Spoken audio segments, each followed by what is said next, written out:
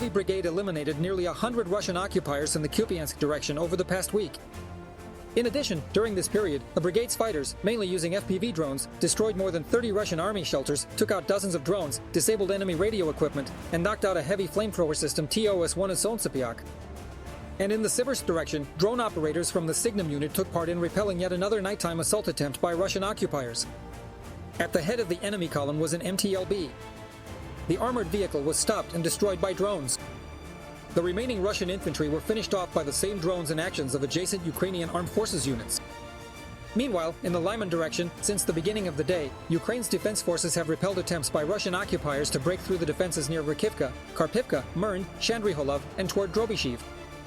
On the Pokrovsk section of the front, the Russian army tried to push back the Ukrainian armed forces in the areas of Shakov, Volodymyrivka, Myrolubivka, Novopoplivka, Kotline, Udakny, and Novonikolayevka.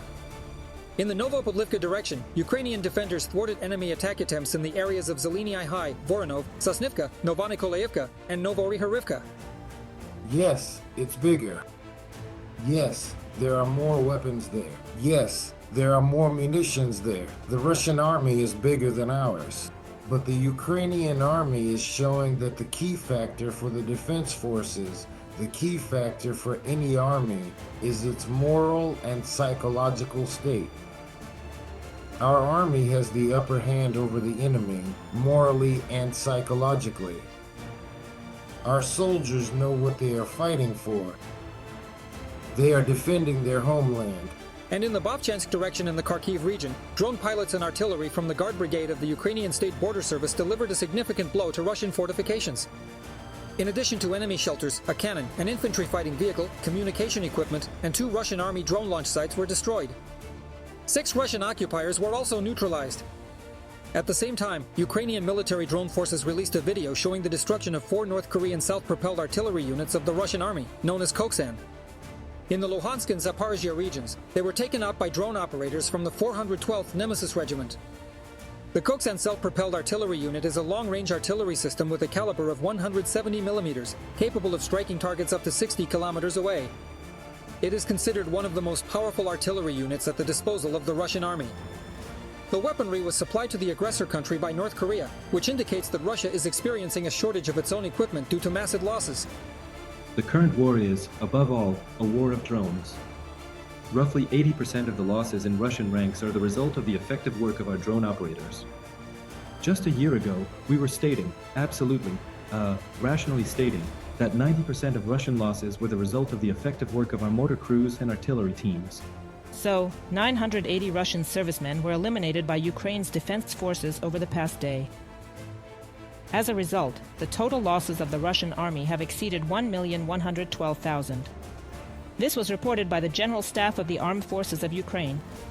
In addition, 1 Russian tank, 2 armored combat vehicles, 12 artillery systems, as well as 29 units of enemy automotive and special equipment were destroyed.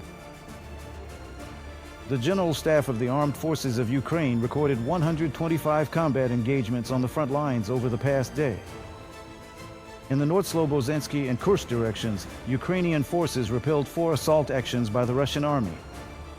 The same number were recorded in the South Slobozhensky, Siversky, Kramatorsk, and Huliapol sectors. In the Lyman sector, Ukrainian defenders repelled 11 attacks, 14 in the Novopoplivka sector, 18 in the Toretsk sector. The Pokrovsk direction remains the hottest spot on the front. There, Russian occupiers stormed the defense forces' positions 32 times. The Ukrainian defense forces have split the so-called Dobropillia sector. They are blocking the advance of Russian occupiers and doing everything possible to inflict maximum losses on the enemy. This was stated by the Commander-in-Chief of the Armed Forces of Ukraine, Alexander Syrsky. He emphasized that just in the past day, control was restored over another part of Ukrainian territory. In certain directions, Ukrainian assault troops advanced up to 1,400 meters. In total, during the counteroffensive operation in the Pokrovsk district, 177.8 square kilometers have been liberated. An area of 198.9 square kilometers has been cleared of saboteurs. The total losses of Russian occupiers in the Dobropillia direction amount to about 3,320 personnel. Of these, 1,864 are irrecoverable losses. The invaders have lost 971 units of weapons and military equipment.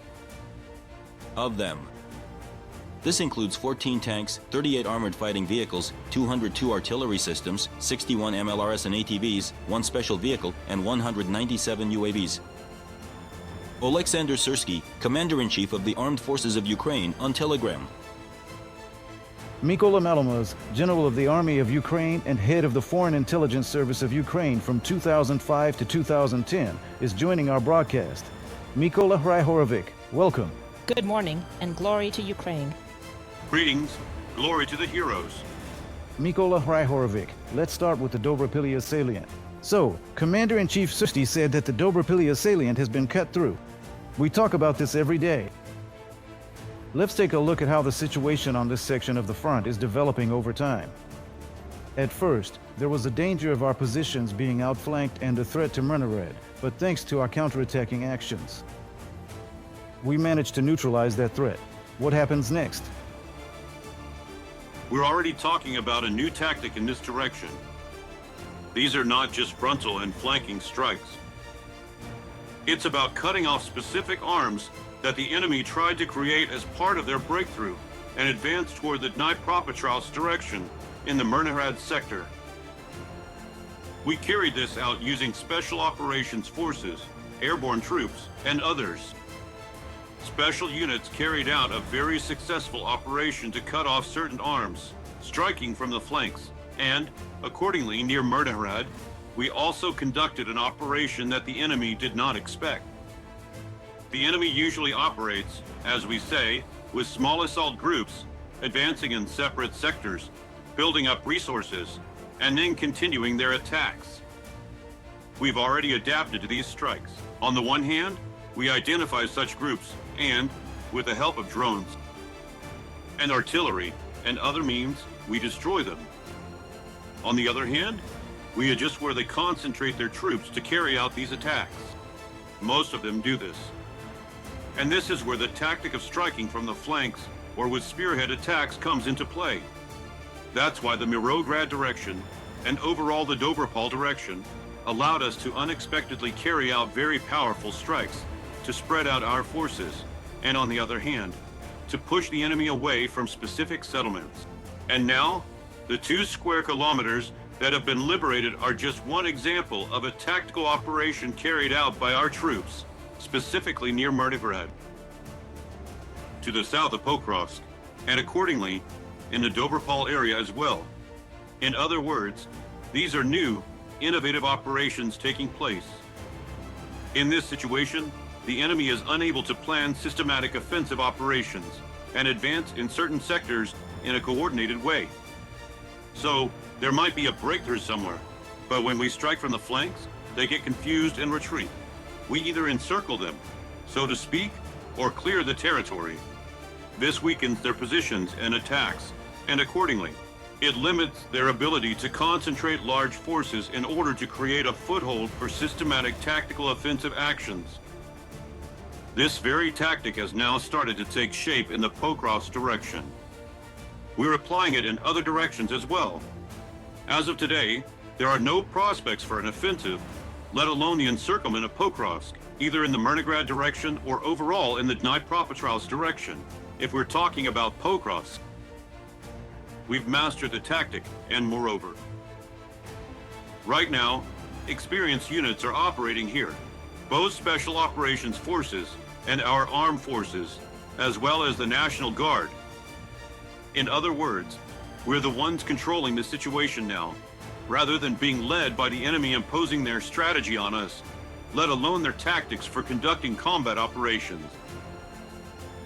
Nikolai Grigorievich, am I right in understanding that, basically, as the occupiers tried to push deeper into our territory, they actually ended up creating for themselves a trap, and now they've allowed our defense forces to carry out all these counterattacking actions? By the way, I also noticed in the General Staff's report that while there were relatively minor losses in equipment, the losses among personnel remain quite high at the moment. So, as I understand it, they're trying to preserve their equipment now in the aggressor country, but human lives still don't seem to matter at all. Well, first and foremost, when it comes to equipment, we have very effective anti-tank, anti-missile, and anti-drone systems, both our own and those provided by foreign partners. That's why they already know that as soon as they move into the attack, they're the first targets for destruction. We are very effective at detecting them, so to speak, and delivering precise targeted strikes, often from the very first shots. That's why it's difficult for them to concentrate large assault groups. And they're saving them for some kind of attack format. But of course, no one is trying to preserve their manpower. What's more, they push them forward with blocking detachments or other experienced, as they call them, units, so that they move ahead under any pretext. As they say, there's no way back. In other words, they'll be destroyed by their own side. So, as they put it, either you capture something and someone might survive, or you'll be destroyed. But I want to emphasize again, for a long time we used to watch as the enemy would come in from the flanks, creating pincers. And we took it hard and didn't respond quickly with counterattacks on those pincers from the flanks, let alone from the rear or against the nearest systemic reserves where they were bringing in fresh forces. Now we've mastered this tactic. It's multifaceted, unexpected, especially in cases where the enemy is launching their strikes, for example, from the inside, and we surround them and deliver an external blow against their, so to speak, units. This situation changes the tactics of combat and the very nature of the battle in specific directions. And here the enemy can no longer prevail, but loses people, because at first they usually only use, as we say, the freshly mobilized, who aren't very effective, then the more experienced ones. But now we are able to separate or destroy both groups. This is very important, because the new mobilization the enemy is trying to carry out now, 135,000 people. It's just pointless, because during the time they're carrying out this mobilization, for example, if we're talking about roughly 3 months, we've destroyed 320,000. And they're going to recruit 135,000, especially since these are people who will be going for military training for the very first time. As they claim, they're going to the front, but they'll try to recruit them for contracts there, to prepare them for the front. But that's a long process. And on the other hand, during this time, we destroy twice as many as the reserves they'd bring in. Soon there will also be a shortage in the military units. Not in Pokrovsk yet, because they're pulling in troops there from all directions. And from different sectors.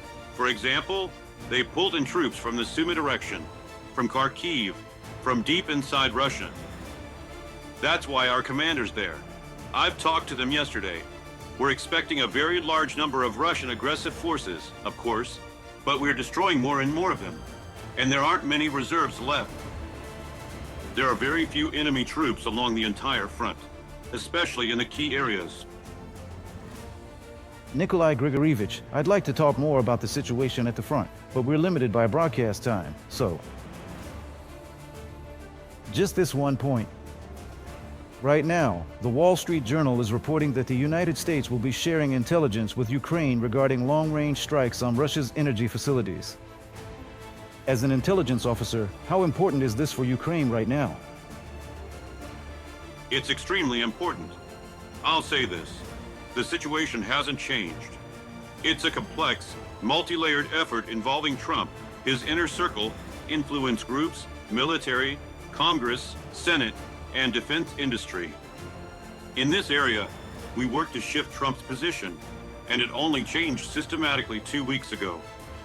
And after that, the topic of $90 billion in arms sales came up, as well as the possible transfer of various types of effective weaponry, including tomahawks, and of course, intelligence data.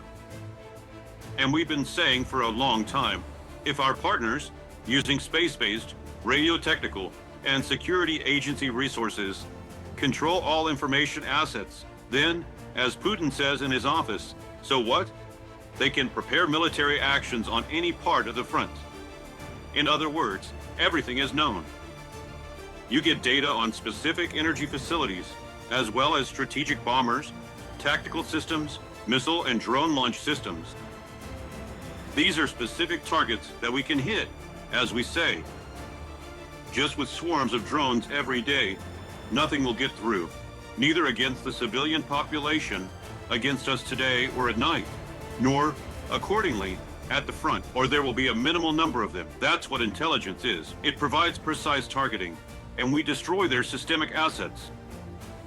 Nikolai Grigorievich, there's another point.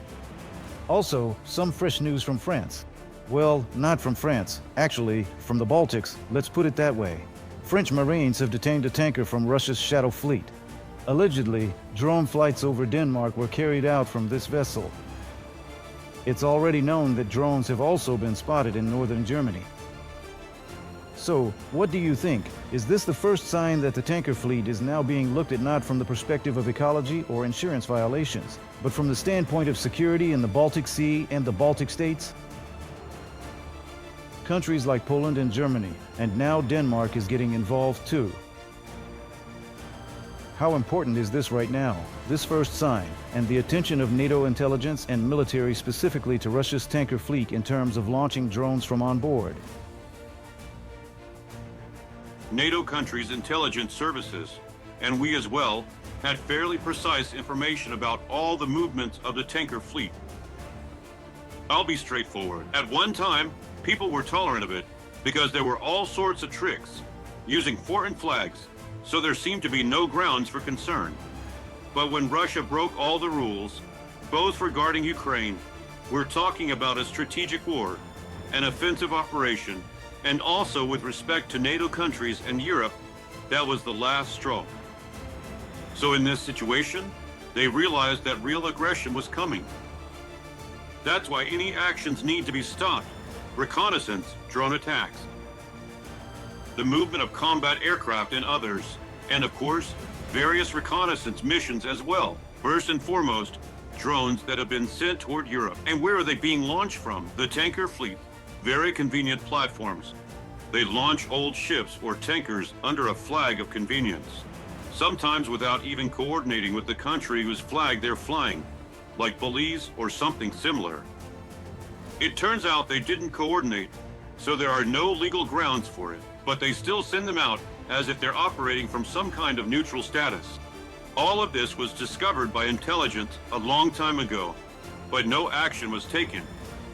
Now they've finally started taking concrete action. We've long recommended detaining even tanker fleets that violate the regulations for transporting energy resources, like oil, gas, or other liquids. But they were still holding back, not taking action, especially when it came to the situation with Russia. But when it reached the point where Russia was preparing for actual combat operations, that's when the strategy changed. Now they'll start detaining them. Now they'll actually start imposing sanctions. And if they start using forceful measures, like Trump or others have said, that they'll shoot down or, accordingly, use our own firepower in a real combat situation if the enemy is the first to use these systems. Then that's what we'll do. Whether it's drones or those same tanker fleets, if they start using weapons, for example, they'll use armed force to stop them and compel them specifically for control or their arrest. Nikolai Grigorievich, thank you very much for taking the time to join us. Of course, there are still plenty of topics left to discuss, but we'll get back to them in our next broadcasts. Let me remind you, Nikolai Malomuzh, general of the Ukrainian army and head of Ukraine's foreign intelligence service in the 1950s, joined us. Subscribe to The Gaze and stay updated on the most important events, top news from Ukraine and all over the world, in-depth analysis, exclusive reports and interviews, all on hand in our channel. Join our community of viewers and stay tuned.